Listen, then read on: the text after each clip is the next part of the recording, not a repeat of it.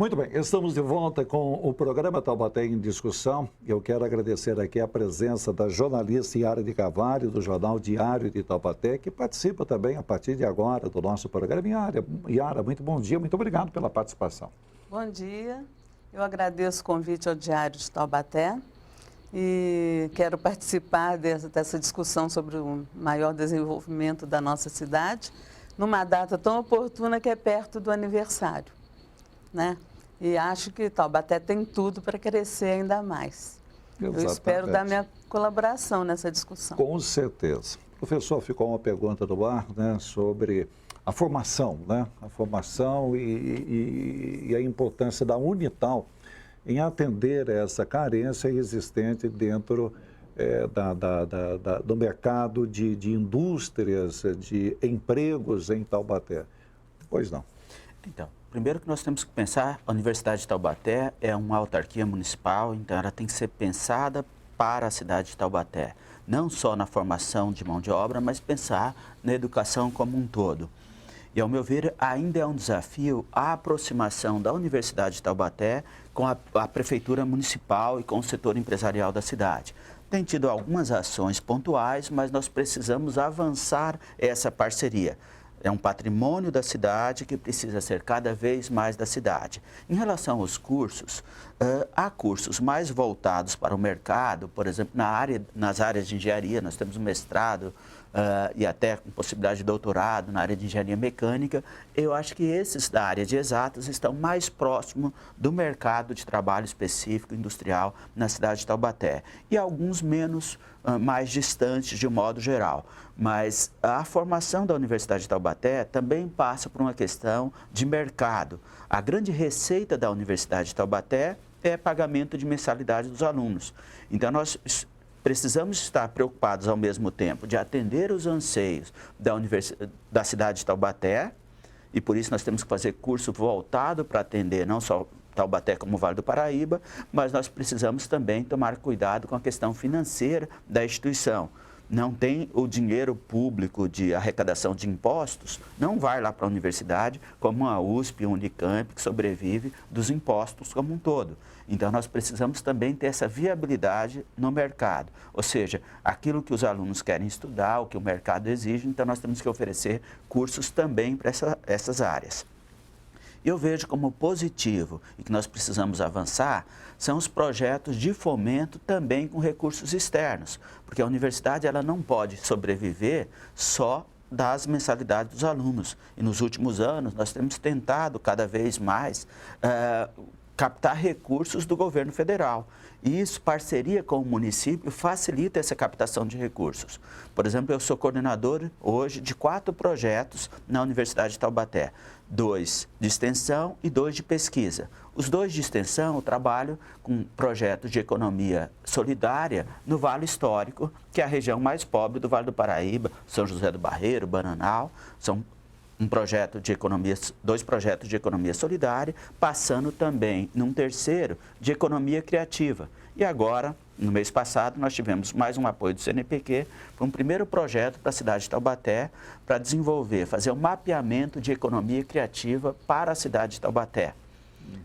Mas nós precisamos uma aproximação maior do que o poder público municipal está planejando, fazendo, e aí, consequentemente, juntar forças daquilo que a universidade faz com aquilo que a prefeitura faz. Infelizmente, ainda há esse distanciamento. Com a própria Câmara de Vereadores, associações de classe, no NUPS, eu sou um dos pesquisadores do NUPS, nós temos uma parceria com a CIT, por exemplo, de 10 anos.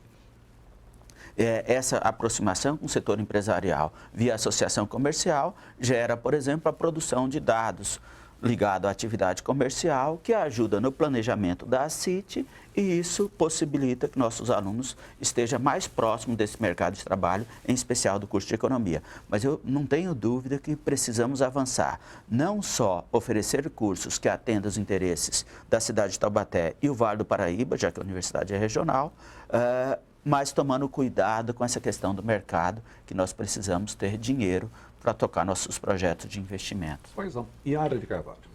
Pois é. Vendo essa situação da formação de pessoas capacitadas para o nosso mercado, de trabalho, suposto mercado de trabalho, eu gostaria de perguntar se você não vê o turismo como uma atividade a ser bem mais explorada em nossa cidade e se você já viu alguma iniciativa nesse sentido. Se não, o que seria necessário para iniciar esse maior desenvolvimento do turismo, que é uma área geradora de renda em todos os lugares onde é explorado? Política de turismo no Brasil, infelizmente, não tem atingido as suas metas. Nós temos dificuldade tremenda no Brasil na área de turismo. Hoje os brasileiros viajam muito mais para o exterior do que estrangeiro viaja no Brasil. E até o turismo interno nosso enfrenta dificuldade, exceto em uma das áreas que tem crescido bastante, que é o turismo religioso, que passa pelas cidades do Vale do Paraíba aqui, e esse é uma das áreas que tem crescido, mas não necessariamente no aspecto econômico ainda. É um desafio nas questões econômicas do turismo religioso. Cachoeira Paulista é um dos melhores exemplos que você consegue ter uma boa recepção do turismo e isso tem resultado também em empreendimentos econômicos. A Aparecida precisa ainda uma melhor estruturação disso. Hoje nós temos recebido cada vez mais romeiros em Aparecida, mas não necessariamente... Cada vez mais eles estão desagradados com o tratamento de estrutura, é isso? Isso, nós precisamos acompanhar isso mais como política pública do município. O que isso resulta em termos de qualidade de vida para a Aparecida. Taubaté, não há dúvida que tem um potencial enorme para o crescimento da atividade turística. Eu vejo setores como, por exemplo, turismo rural, que nós podemos avançar. Eu lembro o ex-presidente da República falou que o Brasil era um país de caipira, e o Vale do Paraíba, mais ainda, o país de caipira. E não é caipira de forma pejorativa. Eu sou caipira, por exemplo, mas sou caipira do interior do Mato Grosso. Estou aqui em Taubaté, agora como cidadão taubatiano já há cerca de 2 anos. E aqui, caipira, nós temos que aproveitar o nosso potencial de caipira para oferecer atividade turística para esses caipiras, por exemplo, os caipiras da região metropolitana de São Paulo, que eles querem visitar essas atividades rurais e tal. Uma outra área importante é a área cultural. Taubaté é a capital da literatura infantil e pouco é explorado nessa dimensão, pensando não só nas atividades turísticas da cidade, mas essa cultura ligada à educação. Então, uma aproximação da Secretaria de Turismo com a Secretaria de Educação, nós podemos capacitar muito mais nossos agentes de turismo futuro e valorizar ainda mais essa cultura local.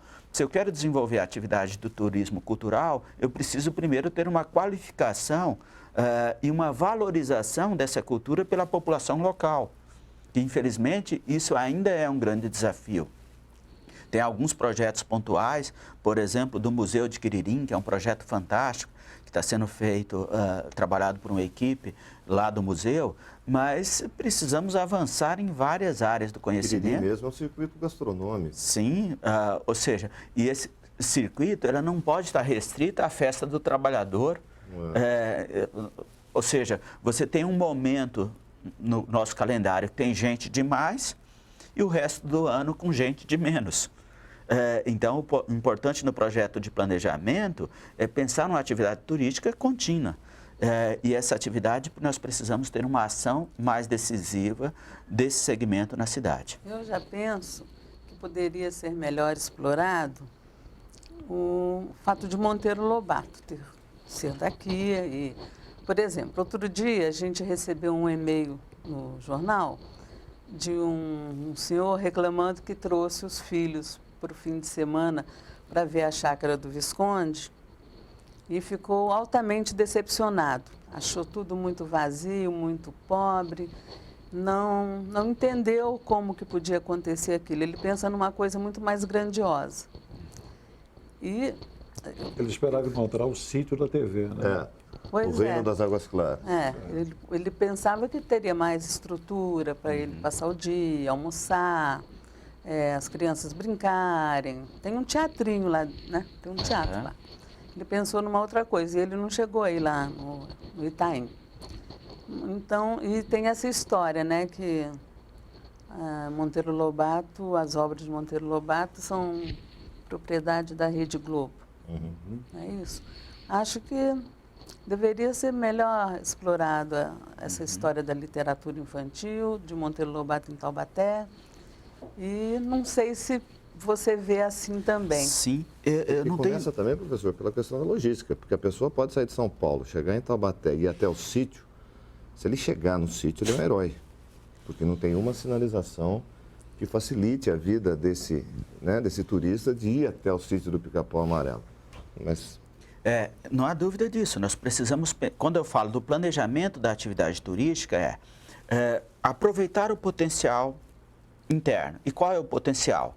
Cultura, turismo rural pode ser um potencial, turismo de negócios pode ser um potencial. Então, a partir desse momento, você tem um público-alvo tal, então vamos trabalhar com esse público-alvo. Por exemplo, na área de literatura infantil, quantas escolas nós recebemos aqui na cidade de Taubaté? Pesquisadores de outras cidades. Qual a estrutura que nós temos a oferecer para esses visitantes? Porque a presença desses visitantes na cidade não vai gerar renda e emprego se você não tem uma infraestrutura ao lado disso. Eu chego de São Paulo para visitar o sítio no domingo à tarde, o que tem de infraestrutura no entorno, na área de alimentação? Professor, no aspecto de economia, é interessante a terceirização dessa área de turismo, a cidade trabalhar com terceirizadores, tomando conta da área cultural, do sítio, de outras áreas turísticas da cidade, para que haja um avanço, né, e parar de trabalhar de uma forma mais caseira, como fez até agora. E pode mexer no sítio?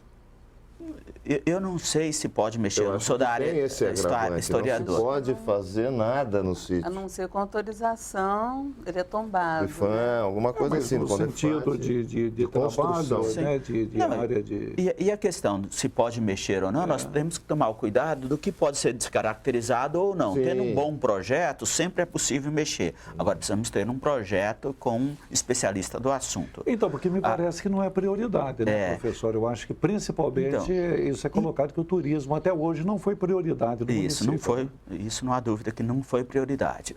De um modo geral, Pedro, eu gosto da ideia de terceirização. Não só na atividade turística, como de outras atividades também pode ser feito. Agora, nós não podemos perder o controle que quem determina a regra do jogo é o poder público. Sim. Então, ou seja, o processo de terceirização é sempre positivo, eu tenho que fazer parceria. De realização. Eu acho até que a definição seria isso. O projeto que vai ser feito é discutido com o poder público. Sim. A realização por gente que é especialista. Especialista do assunto. É especialista do assunto. Ou seja, a parceria público-privado está aí. É uma das regras do jogo do mercado. Não dá para fugir dessa parceria público-privado.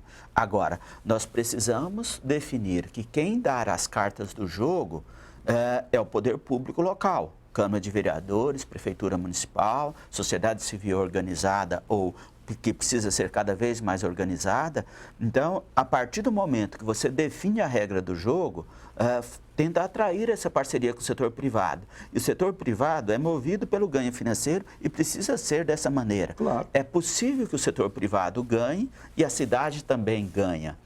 Eu nunca vejo essa história, se um está ganhando, o outro está perdendo. Isso mais emprego. Isso não é bom negócio. Mais empregos, né, professor? A partir do momento que existem empresas trabalhando, elas vão contratar gente da cidade para poder trabalhar turisticamente a cidade. E eu espero, inclusive, nesse projeto de economia criativa, primeiro fazer um mapeamento dessas atividades culturais na cidade e fazer algumas recomendações que, num primeiro momento, eu vejo uma dessas linhas, essa parceria com o setor privado, fundamental nesse projeto. Agora, nós não podemos, e muitas vezes acaba tendo projetos pontuais da figura A, B ou C, que acaba criando uma burocracia tão grande que a empresa privada acaba fugindo.